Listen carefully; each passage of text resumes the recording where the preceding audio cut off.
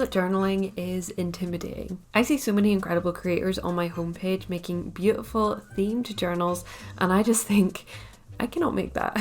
But I really want to bullet journal. I've tried to bullet journal twice in the past and honestly stuck to it for a maximum of about 3 months. But I am desperate to change that. I've used planners the past couple of years and I just always find that the preset sections just never quite fit what I need. So if, like me, you want to set up your first beautiful bullet journal, stick with me today and we'll set up a beginner's bullet journal and we'll try and make it pretty.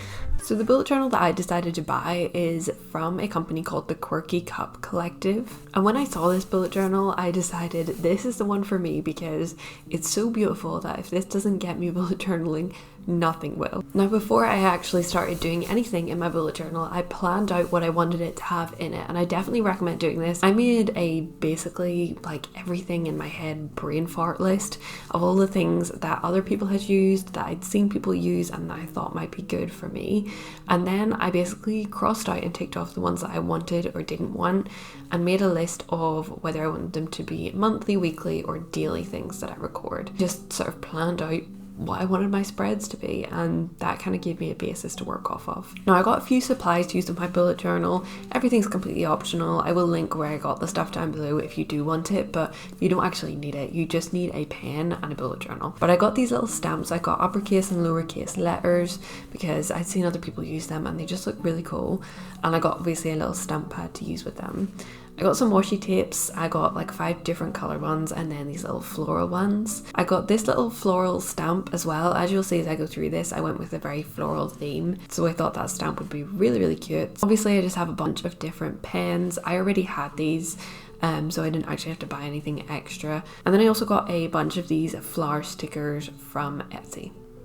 Now, before I actually started in with my pens in this bullet journal, I drew over everything in pencil just because I didn't want the high stakes of drawing in pen straight away. And I started with this little name page. I just wrote out this nice like calligraphic font that I found on Google and I just drew it out in pencil and then went over it with this brush pen to write my name in there. The next couple of pages are blank and honestly I just chucked my washi tapes in here because I wanted to see what they would look like in the journal. I left this page blank and then on the right hand side of this first page I decided to do a little swatches page. And this is basically just a space where I can test out different pens and things. So I started off just by drawing a box, like a simple box to put all of the swatches in. And then I was like, okay, I'll decorate around the edge of it. I also tested out my new stamps at the top of this page and just wrote swatches. I'm still getting used to these, so these are not going to be lined up. This is not going to be perfect. This is just a space for me to exercise my creativity and make this bullet journal my own. So I added some of this washi tape around the edges just to sort of see what it would look like. I love this floral one. I think it's absolutely beautiful. And then I decided to go in with some of my floral stickers. So I just played about with the layout, what I wanted them to look like, where I wanted to place them, to sort of make this page come alive a little bit more. And as we go through this, you'll see that everything isn't pretty in this. It's basically just me exercising my creativity and trying to make things look as pretty as I can and just kind of learning as I go basically. And I think that's what bullet journaling should be. It should just be an expression of your creativity and things that you like to put together. Then I moved on to my cover page for 2024. Now, the 2 words that kind of came to mind when I was thinking about the year ahead are heal and grow. Those are 2 things that I really want to work on in 2024, so I really wanted this journal to be based around those 2 words, so I put them here at the front of the journal. And it's also why I decided on the floral theme, because, you know, growing plants, flowers, I just felt like it kind of all fitted together, even though I went with a very astrological looking journal. So I don't know why I did that, but anyways, if I'd really thought about it, I would have gone with like a floral journal. But anyways, I thought this one was beautiful, and why not do a floral theme in this journal? It's my journal, hey? So I just drew over the words heal and grow with a nice brush pen in the same kind of like calligraphic, is that a word? Calligraphy font. And then I wrote 2024 on the left hand side, and then I used my little capital stamps to do a little hello above my 2024.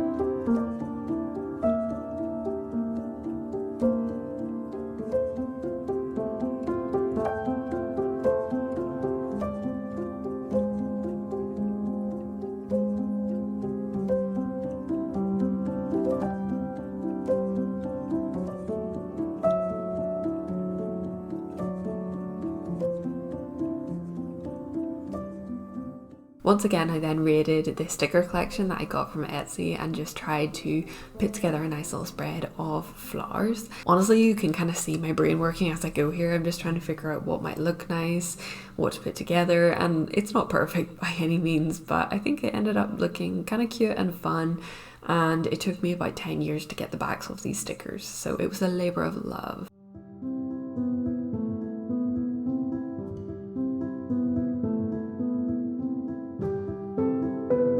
And that was my cover page for 2024 done. Then I moved on to the future log.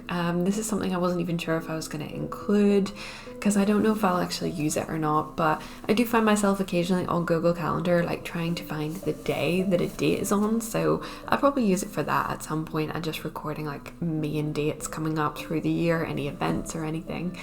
So for this one, I basically just went through and wrote in all of the dates. It took forever, so I just kind of cut it out of this because it would be so boring to watch, honestly. Then I went in with my stamps to write in the actual months of the year. I'll probably end up using highlighters and things to highlight key dates in here at some point, but this was kind of just me setting up the bare bones of it and kind of getting it ready for the year ahead. I finished up this future log spread with some washi tape at the top and the bottom just to add a little kind of frame to it, I guess. And then I also stamped the word dates on either side so that I can record important dates in that little space below.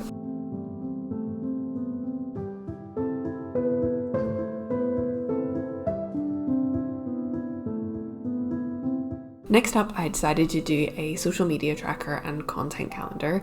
One of my main goals for this year is to kind of grow my YouTube channel and also grow my TikTok account. So I thought that I would do a little tracker to kind of help me keep track of how things were going, subscribers, followers, views, all that good stuff, along with a content calendar where I could write out what I had coming up. My goal is to try and stick to one video on YouTube a week, so I felt like this would help me stay accountable and also have a space to write down the ideas that I come up with. And this is just a unique thing to me, but you could do a habit tracker if you wanted to. You could track anything that you feel like would be useful for you to have, and that's what I love about bullet journaling, honestly. And the main reason I wanted to do it is because it can be so personal to you. So this is a good example of that.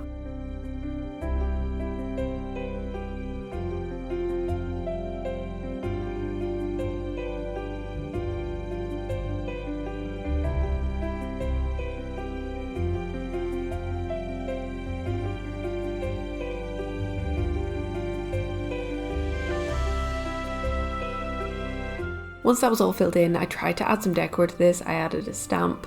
I tried to add a few stickers and tape and stuff into it, but honestly, there just wasn't much space by the time I had kind of done all of this and wanted it to be quite big, so there was plenty of space.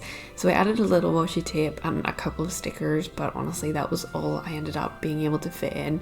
I might be able to add more as the year goes on, but this is what I ended up with. Next, I decided to do a highlights spread here, so basically tracking highlights throughout the year. Now I made a mistake here, I accidentally went one square over from where I was supposed to, so I was like, okay, we're just gonna roll with that. So the right hand box is one square bigger than the left hand box on the left hand side, but you know what, it's fine, we're embracing the imperfections in this bullet journal. Listen, if you wanted a professional bullet journaler, you came to the wrong place here, because I am learning as I go. I wrote the word highlights on both sides with my little stamp, and then I added some flowers around the sides and some tape. This is going to be a space where I can write in any good things that happen throughout the year, but I also really want to use it to be able to stick in photos like Polaroids and things as and when I take them throughout the year. Just a little space to store all of that stuff, because I really want to track more gratefulness and trying to make sure I pick up on all the good things that happen throughout the year. And I honestly can't wait to see what this looks like by the end of it.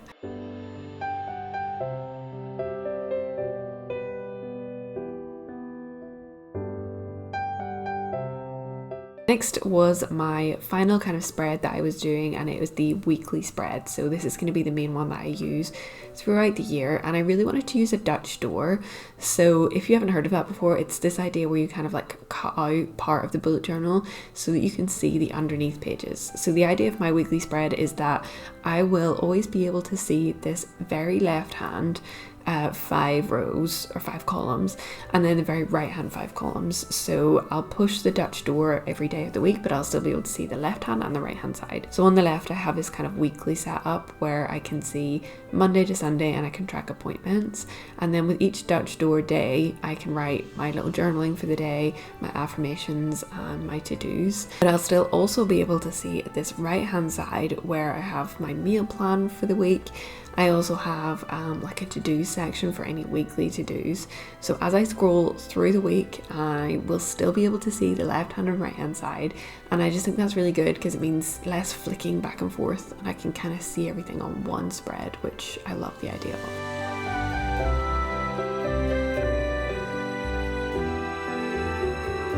And that was my weekly spread setup. I went through my whole bullet journal at this point and just rubbed out all of those pencil marks from underneath just to kind of tidy everything up and make it all look complete and finished. And that is it. That is my complete bullet journal set up for 2024.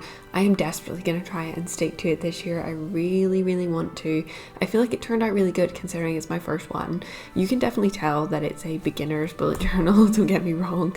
It's definitely not professional, but I feel like it kind of suits me and it suits what I need it to do right now.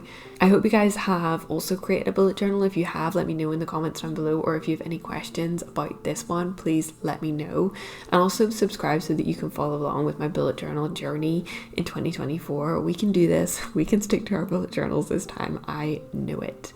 I hope you have enjoyed this video, and I will see you all in the next one.